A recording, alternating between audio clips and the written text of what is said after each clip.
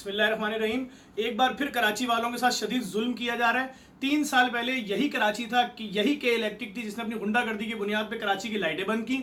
लोग फ्लैटों में मरे, उनकी लाशें ना ईदी सेंटर में रखने की जगह थी, ना सिंध के अस्पतालों में रखने की जगह थी। एक एक कबर 60-60, 70-70 हजार रुपए की गरीब बस्तियों में बिकी। तारिक रोड पे 3.5 लाख रुपए की कबर बिकी।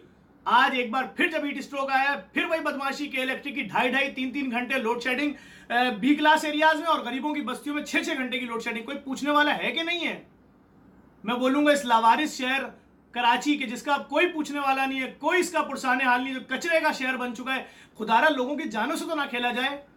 शाहिद खाकान अब्बासी साहब, बराए मेहरबानी कौमी इदारे जो बेच दिए गए ताल्लुकात की बुनियाद पे, रिश्तेदारियों की बुनियाद पे, उनको वापस लाएं और उनको कौमी असासा बनाएं। लोग मर रहे हैं, थोड़ा सा ख्याल कर लें। एक शख्स भी मर रहा है, रियासत क्यों नहीं सोच रही है इस बात के बारे में? भाई खुदारा अपील करूंगा, ये जो इदारा के इलेक्ट्रिक अपनी गुंडागर्दी कर रहा है, इस पर फौरी एक्शन लें। चाहे वो हमारे चीफ जस्टिस ऑफ पाकिस्तान हो, और उस पिछले भी कत्ल की इंक्वायरी करवाएं कि वो 4,500 लोग किसकी वजह से मरे थे। हम तो काम कर रहे थे भाई। ज्यादातर अमवात होती जो घरों में हुई बिजली ना होने की वजह से।